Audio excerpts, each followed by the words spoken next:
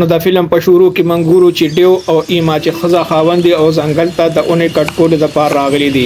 ډیو یو اونې کټکولو کې کامیاب شي، خو د بدقسمتۍ نه اونه د ایما باندې راپروزي او د ایما لاس مکمل گیر شي. ډیو خپل ډیر کوشش وکړي خو اونه خزور شي ځکه چې اونه ډیره درنه وي. اوس ډیو سره صرف یو لار وي چې د ایما لاس کټ کی او ډیو هم دغه سیو کې تبر راواخلي د ایما لاس کټ کی.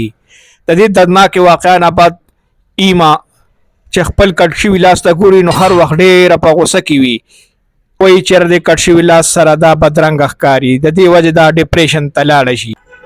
ډیو د خپلې ښځې دا حالت نشي لیدی ځکه هغه یو ورځ د هغې دپاره د اوسپنې یو نقلي لاس راوړي، خو د ایما دا بالکل خوښ نشي او هغه ځان ته په کمپیوټر باندې یو لاس جوړ کړي. د ایما دا ډیزاین ډیر خوښ شي او ډیو ورته وایي چې دا به په 2 ورځې کې تا دپاره جوړ شي، خو ایما ورته وایي چې دا لاس زما دپاره د اوسپنې نه بلکې د سرو زرو پکار دی. ډیو ورته وایي چې زموږ حالات خراب دي او دا نشي جوړېدی، خو د بار اصرار نه پس ډیو خپل نیم جایداد خرڅ کړي او د ایما دپاره د سرو لاس تیار کړي. ایما د سرو لاس واچي او ډیره زیاته خوشحالي، خو دا خوشحالي د ډیر کم وخت وي ځکه چې د سرو زرو د لاس په وجه باندې د هغې په ټول وجود کې انفیکشن خور شي.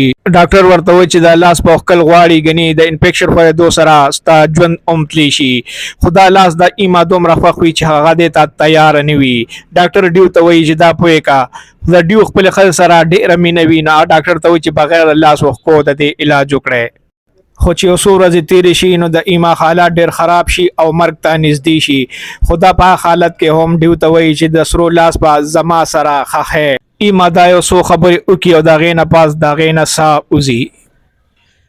دې ځای کې پاټ بدل شي او موږ وینو چې ډیو د ایما آخري خواهش پوره کړي او د سرو لاس هغې سره دفن کړي.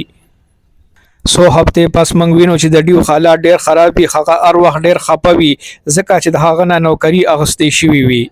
ډیو مالی ځوه ډېر غریب شي او د حالاتو کې هغې ته د ایما هغه د سرو لاس راياچي چې دا خرڅ کړي نو ډېرې پیسې ورته میلاوېدی شي. ډیو د شپې په تیاره کې د ایما قبر لرا شي او په تبر سره د ډیو قبر مات کی.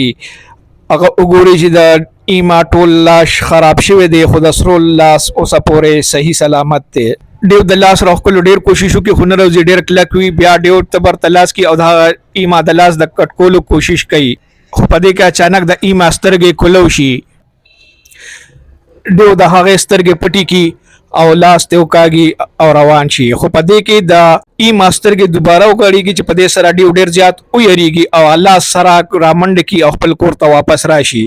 خو ډیو چې کور ته راشي نو ډېره یریدونکې سیلې او هوا چلېدل شروع شي چې په دې سره د ایما یو تصویر راپروزي او مات شي. په دې سره ډیو ډېر زیات ویریږي او د سرو لاس راواخلي او بره په پوړو کې ودرېږي. په دې کې د کور دروازه په خپله کولو شي او د یوې ښځې سورې کمرې ته په راتلو باندې ښکاري. په دې سره ډیو ډېر زیات ویریږي او خپلې بسترې کې ننوځي. موږ ګورو چې دا سورې د بل چا نه وي بلکې د ایما وي کوم چې ژوندی شوي، او په یو یریدونکي اواز کې ډیو ته وایي چې زما لاس واپس کا.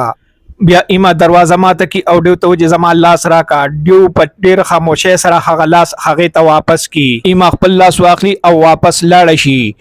ډیو چې لږ ساه صورت شي د ځان نه کمبل لرې کړي نو یو خوا بل خوا ګوري، خو چې مخامخ وګوري نو ایما په چغه سره راننوځي او د هغه سر قلم کړي. په دې سره ډیو په هغه ځای مړ شي او بیا ایما د هغه د لاس سره یو ځای سملي او دې سره قصه سر ته ورسي.